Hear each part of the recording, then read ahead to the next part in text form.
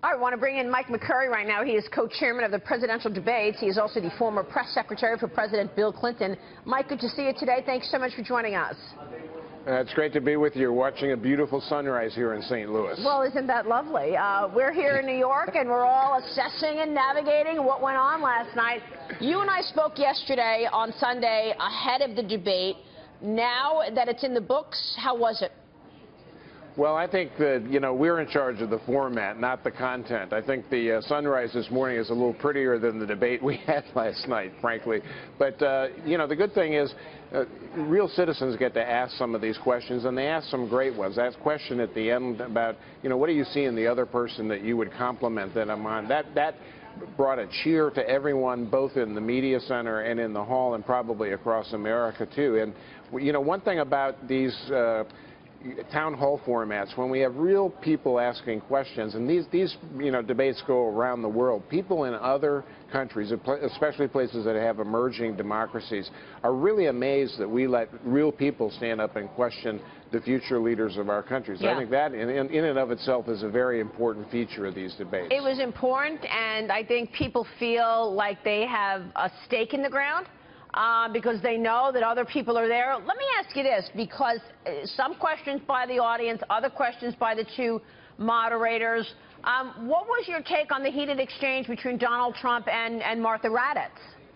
Well, she's a national security foreign policy expert, and so we've had this back and forth question about to what degree do the moderators try to correct factual information during the debate, and that was an instance when she did that. I thought she was still within bounds in her role as a moderator, but they kept the program moving, and the same problem we've had in some of the other debates. The two moderators struggle to keep the candidates focused on the question that gets asked, and are they going to answer the question, and then can they move on then to another topic. But right. And look, I've worked in campaigns, as you've mentioned.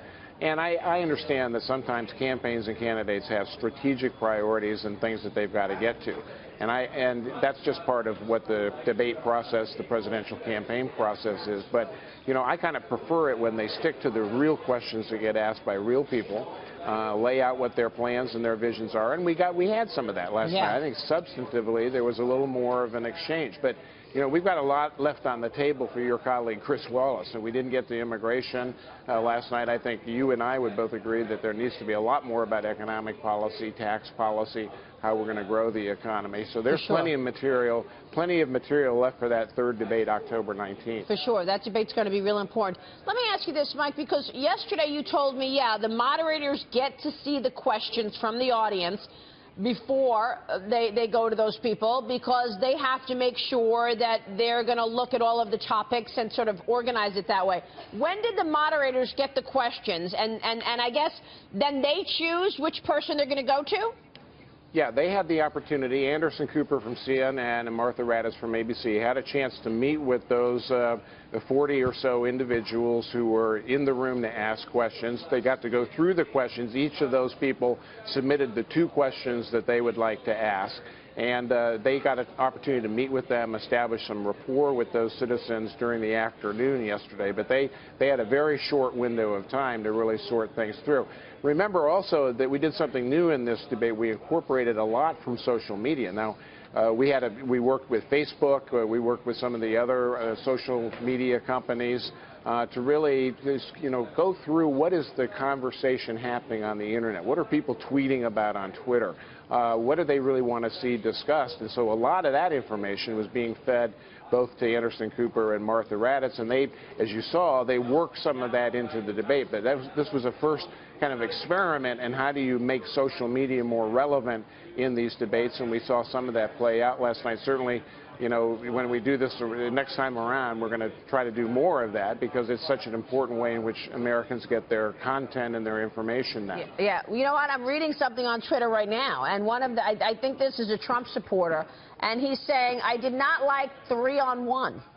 No surprise that the Democrats were part of this. They felt that there were 3-on-1, meaning Hillary, Martha, and Anderson Cooper against Donald Trump.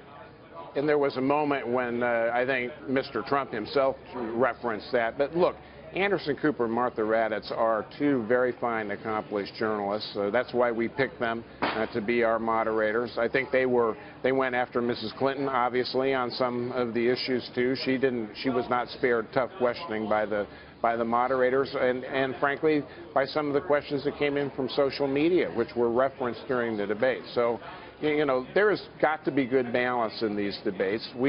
We're not, you know, pro-Republican, pro-Democratic, and neither are the media people either, I think. I mean, that's my personal opinion. Yeah. But I think they do the best job they can do to get to the issues that the American people care about. So if you're going to do another town hall, then, I mean, if that format remains, you continue the mix of questions from undecided voters and the moderators, or how does this change? Well, I think we'll make an assessment after this debate. We go back, the debate on October 19th in Las Vegas that Chris Wallace will moderate will resemble more the very first debate we had at Hofstra University. It will be the two candidates, or three if we have not yet made a decision about who actually is invited to these debates, because we have a 15% test, and it's, you know, possible that some other candidate might get to 15% as well. But, you know, we'll see what the format will be, more the traditional format that we had at Hofstra.